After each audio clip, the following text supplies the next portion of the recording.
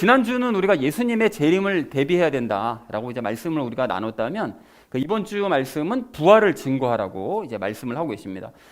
자, 그런데 부활을 증거하는 것을 얘기하기 전에 지난주 말씀이 예수님의 재림을 이제 대비하라고 말씀을 하셨잖아요. 그런데 그 예수님의 재림을 대비하는 삶은 곧 예수님과 동행하는 삶이라고 지난주 종합해서 말씀을 드렸죠. 결국은 예수님과 동행하는 삶인데, 그러니까 부활해서 우리와 동행하시는 그분을 증거해야 된다라는 것이 이제 이번 주 말씀이다라는 것을 참고하시고 각절 말씀 보시면 되겠습니다. 자, 그래서 먼저 이제 전체 주제를 보시면 부활을 체험하고 증거하자라는 것을 주제로 각절 말씀 나누도록 하겠습니다. 먼저 8절 말씀 우리 함께 읽도록 하겠습니다. 다윗의 시에서 나신 예수 그리스도께서 나의 복음대로 죽은 자들로부터 일으켜지신 것을 기억하라 라고 말씀하는데요. 여러분, 여기 나의 복음대로라는 것은 이제 바울이 지금 편지를 쓰고 있으니까요, 바울이 전한 복음대로라는 의미가 되겠죠. 그러면 바울이 무슨 복음을 전했냐, 어떤 복음, 전했던 복음이 뭐냐, 이게 마침 우리가 히브리서 지금 나누고 있잖아요, 큐티로. 근데 히브리서 6장 1, 2절 말씀에서 말씀하신 교리의 기초적인 원리들이 바울이 전했던 복음입니다. 교리의 기초 원리. 그러면 그 복음의 기초 원리가 그게 뭐였냐?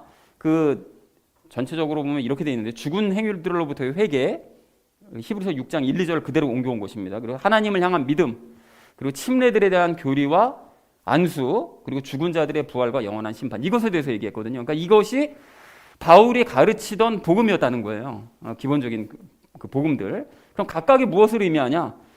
불신자로서의 그 삶, 그리고 또 율법을 노력으로 지키려고 했었던 그 삶. 그러니까 유대인들은 율법을 노력으로 지키려고 하고 불신자들은 아예 믿으려고 하지 않았던 그런 삶에 대한 회개예요.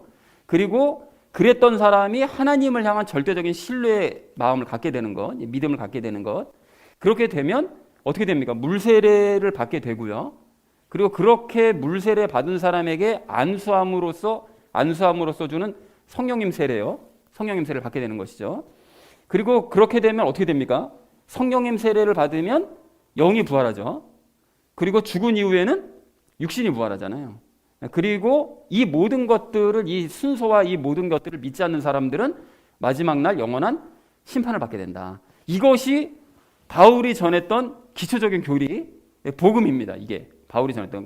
바울이 무엇을 전했구나라는 걸 알 수가 있는 거죠. 그러니까 순서대로 되어 있죠. 회개하고 하나님을 믿으면 물세례와 성령님 세례 받고, 그러면 영이 부활하고 죽은 이후에는 육신이 부활하는데, 이걸 믿지 않는 사람은 심판받는다라는 이 복음이요. 이게 이제 나의 복음이라는 거예요. 바울이 이제 전했던 복음인데, 그런데 여기서 이제 궁금한 게 죽은 자들로부터 일으켜지신 것, 이 모든 것들 중에서 바울이 이 모든 것들 중에 하필 부활에 대해서만 언급을 하고 있거든요. 그러면 왜 부활에 대해서만 언급을 한 거냐? 부활이 가장 중요하기 때문에 그렇습니다. 그러면 왜 바울이 부활이 중요하다고 얘기한 것인지는 적용 시간에 함께 말씀 나누도록 하겠습니다. 그래서 8절을 이렇게 정리해 볼 수 있겠는데요. 다윗의 시에서 나신 예수 그리스도께서 내가 전한 복음에 따라 죽은 자들로부터 부활하신 것을 기억을 해라 라고 얘기했다는 것이 8절의 의미가 되겠습니다. 자, 이어진 9절 말씀 우리 함께 읽도록 하겠습니다. 이 복음으로 인하여 내가 악을 행하는 자처럼 매이는 데까지 고난을 당하나 하나님의 말씀은 매이지 아니하느니라 라고 말씀합니다.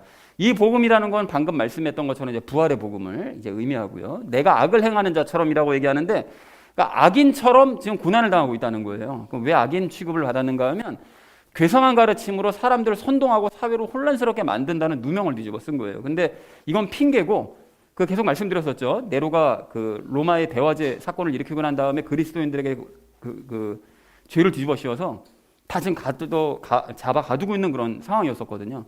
근데 그걸 핑계를 대려고 하다 보니까 부활을 전한다고 하니 죽은 사람이 어떻게 살아나냐, 말도 안 되는 그런 얘기를 해서 사람들을 혼동시킨다라고 그런 핑계로 그리스도인들을 막 잡아 가지고 있는 것이죠. 그래서 바울이 악을 행하는 자처럼 그렇게 고난을 당하고 있다, 부활 때문에 라고 지금 얘기를 하고 있습니다. 자, 그리고 매이는 데까지 고난을 당한다는 것은 지금 감옥에 갇히는 그런 고난을 당하고 있다는 얘기를 하고 있는 거죠. 자, 그런데 바울이 그 아래에서 이 얘기를 하는데요. 하나님의 말씀은 매이지 않는다. 그러니까 하나님께서 전하게 하시는 그 부활의 복음은 감옥에 갇힐 수 없다는 거예요. 나는 감옥에 갇혔지만 말씀은 감옥에 갇힐 수가 없다. 그러니까 바울이 갇혔다고 해서 복음 사역 중단하지 말고 계속해서 이 사역을 행해 나가야 된다라고 지금 바울이 지금 강조를 하고 있는 것이죠. 자, 그래서 구절을 이렇게 정리해 볼 수 있겠습니다. 부활의 복음 때문에 나는 악을 행한 범죄자 취급을 받아서 감옥에 갇혀 고난을 당하고 있지만 부활의 복음은 매이지 않는다. 그러니까 열심히 증거하도록 해라 라고 얘기했다는 것이 9절의 의미가 되겠습니다. 자, 이어진 10절 말씀 우리 함께 읽도록 하겠습니다. 그러므로 내가 선택받은 자들을 위하여 모든 것을 견딤은 그들도 그리스도 예수님 안에 있는 구원을 영원한 영광과 함께 얻게 하려 함이라 라고 얘기합니다. 선택받은 자들이라는 건 당연히 이제 믿는 자들, 부활의 복음을 믿는 자들을 의미하는 것이겠고요. 모든 것을 견딘다고 바울이 얘기해요. 그러니까 바울이 부활의 믿음을 믿는 자들을 위해서 고난을 견뎌내고 있다는 거예요. 왜 고난을 견뎌내고 있느냐? 부활하신 예수님과 함께 이렇게 지하 감옥에 갇혀서도 고난을 능히 견뎌낼 수 있다는 걸 보여주는 거죠. 그래서 감옥 바깥에 있는 그 믿는 사람들에게 용기를 주는 거예요. 이렇게 힘든 상황에서도 나는 기쁜 마음으로 이 모든 것들을 견뎌낼 수 있다. 고난을 견뎌낼 수 있다는 것을 보여주는 것이죠. 그러니까 부활의 복음을 믿는 자들로 하여금 더 확신 가운데 거하게 하는 거예요. 아, 저렇게 고생하면서도 부활의 복음을 부인하고 버리지 않는 걸 보니 정말 예수님은 부활하신 게 맞구나 라는 걸 확신을 갖게 하기 위해서 견디고 있는 것이죠, 바울이. 자, 그래서 그 사람들로 하여금 예수님 안에 있는 구원을 얻고 새 예루살렘에서 장차 영원한 영광을 얻게 하려고, 그래서 바울은 지금 더욱 고난을 견뎌내고 있다라고 디모데에게 상황을 설명하고 있습니다. 자, 그래서 10절 말씀을 이렇게 정리할 수 있겠는데요. 믿는 자들이 예수님 안에 있는 구원을 받고 장차 영원한 영광을 얻게 하기 위해서 나는 모든 고난을 견디고 있다라고 디모데에게 얘기했다는 것이 10절의 의미가 되겠습니다. 자, 이어진 11절 말씀 우리 함께 읽도록 하겠습니다.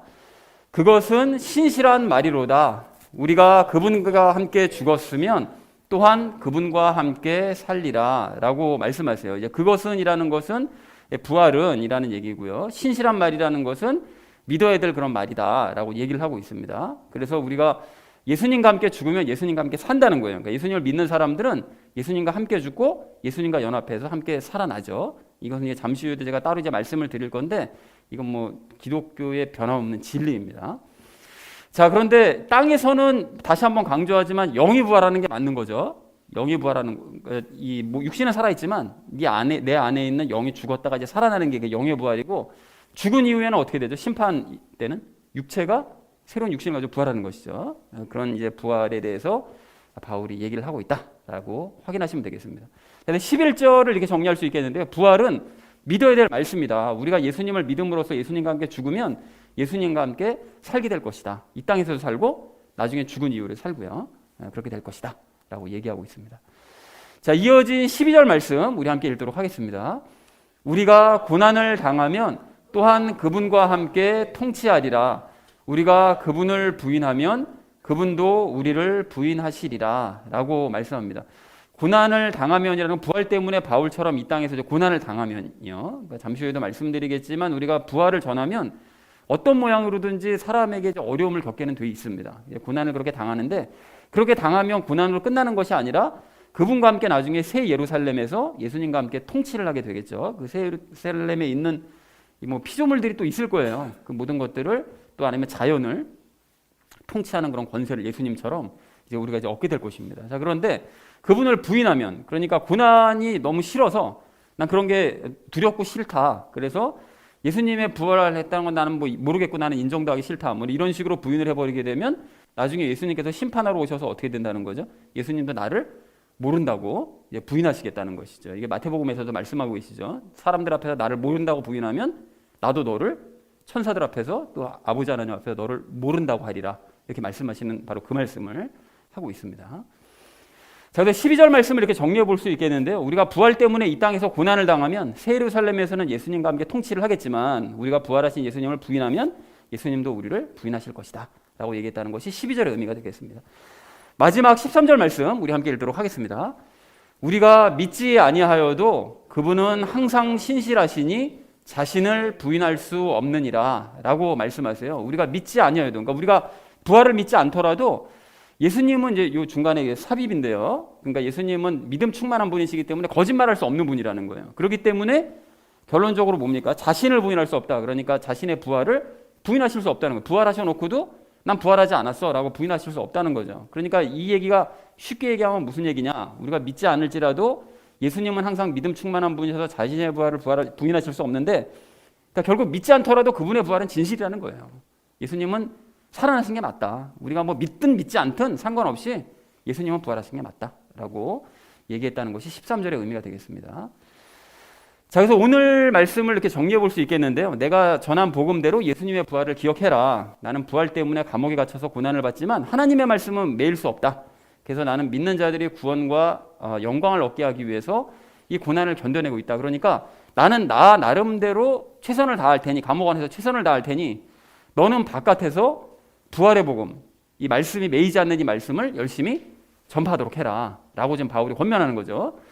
자, 그리고 부활은 믿어야 될 말씀입니다. 확신 가지고 얘기를 하죠. 그리고 우리가 그분과 함께 죽었으면 함께 살아날 것이 맞고, 부활 때문에 고난을 받으면 그분과 함께 장차 이제 통치도 하게 될 거다. 그런데 우리가 부활을 부인하면 그분께 부인을 당하게 될 거다. 그래서 우리가 믿지 않을지라도 믿든지 믿지 않든지 예수님은 부활하신 것이 맞다 라고 얘기했다는 것이 오늘 본문 전체의 내용이 되겠습니다. 그래서 이제 우리가 적용 시간에 부활과 관련돼서 세 가지 이야기를 나눌 건데요. 이제 부활에 대해서 이야기 나누고요. 그리고 또 고난에 대해서 이야기 나누고 마지막으로 부활 체험에 대해서 함께 말씀을 나누도록 하겠습니다. 그래서 오늘의 결론이요. 부활을 체험하고 증거하자라는 것을 주제로 나머지 이야기는 삶에 적용하면서 말씀 나누도록 하겠습니다.